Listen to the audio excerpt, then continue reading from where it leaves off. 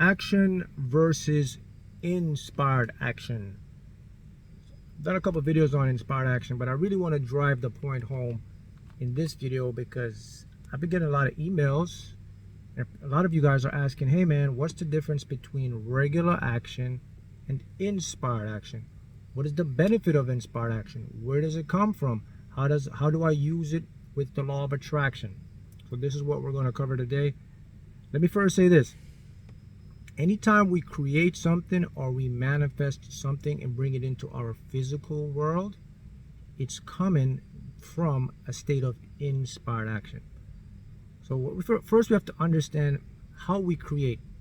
We are constantly creating or manifesting or attracting because we're constantly communicating out towards the universe via our thoughts and our feelings, right? Thoughts have dynamic or electromagnetic frequencies. Your feelings have the same thing. So look at yourself like a receiver. So you're constantly tuning in and receiving stuff, right? Look at it like that. So we're gonna create from two aspects. You're gonna manifest from the higher self or the lower self. The lower self is what we call our ego, is our conscious analytical thoughts and things like that. The higher self now is more an intuitive part. So the first part of this series question is, where does inspired action come from? It comes from the higher self. Now let's cut to the chase. Here's what inspired action is. Inspired action is a feeling or a nudge from your gut to do something in harmony. An example of inspired action is one day you're sitting around and something says, hey, why don't I call John or call Mark? And you were never thinking about John, Mark, Samantha, whatever, and you just decide to call them. That's an example of inspired action. Now let's talk about regular action or forced action.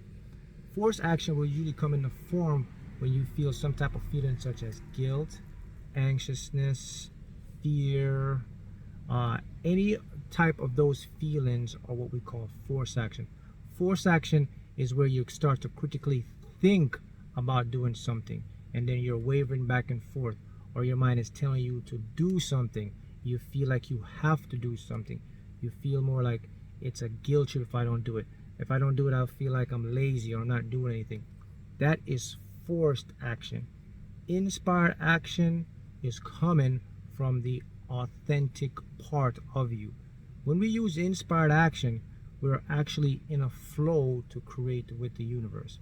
So did you know you can actually practice to develop inspired action? You can actually get more inspired action into your reality. I'll show you a few steps, how to do that.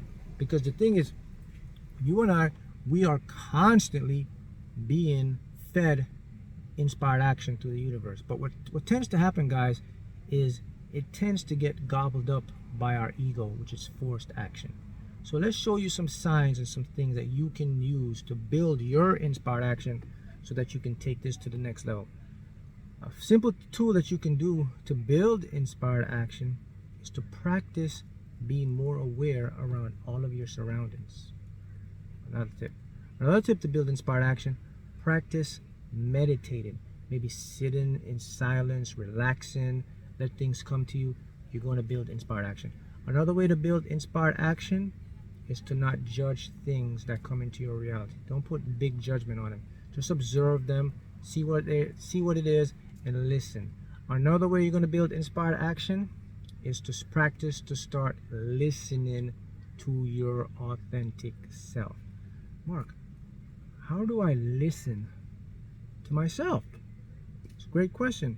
So you listen to yourself by cutting out the ego, by disengaging from that mind chatter of guilt, fear, anxiety. Get into the state of just feeling what it feels like to feel yourself, your inner self. That's how you're going to develop inspired action.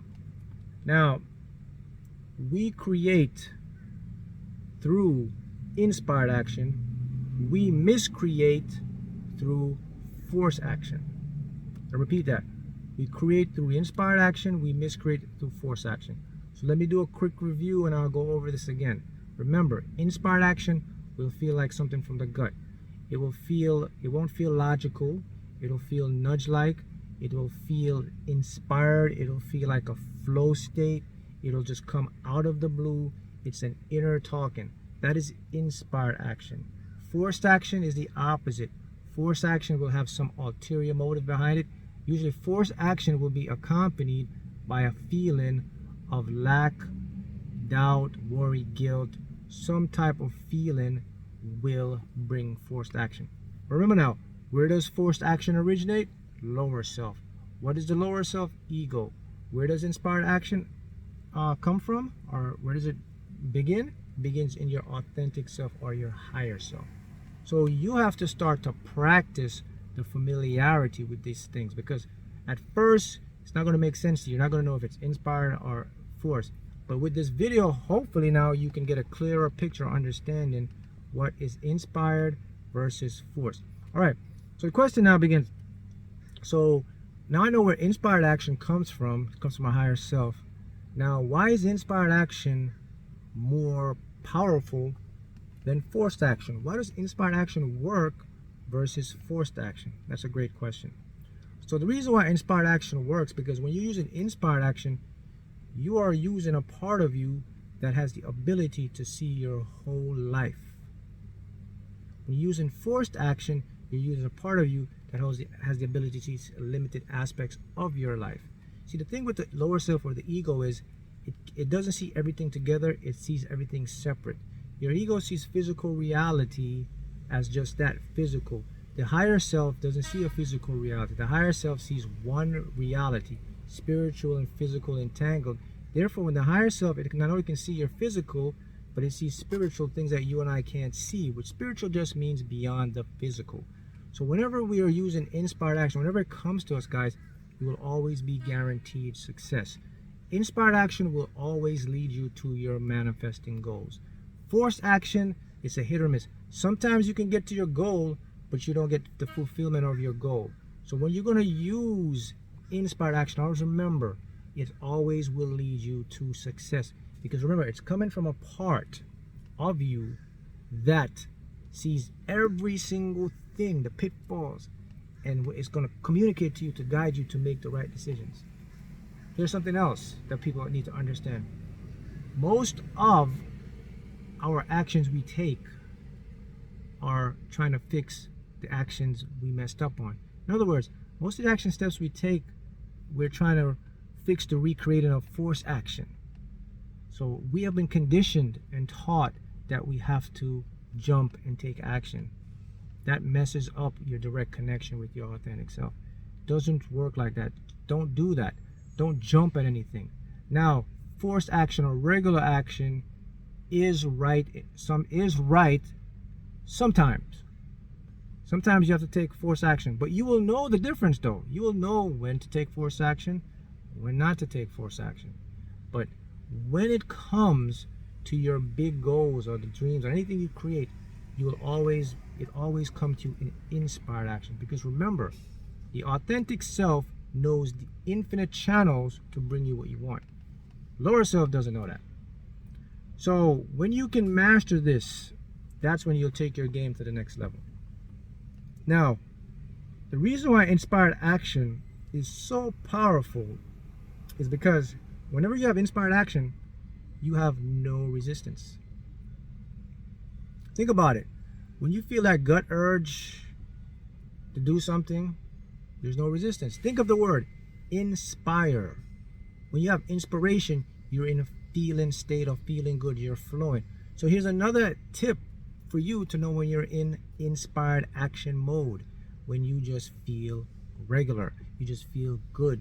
You don't have any of those feelings of guilt, worry, doubt, fear, stress, anxiety. None of that will come up whenever inspired action is in play. So an easy formula for you to remember. I'll make it very simple for you guys.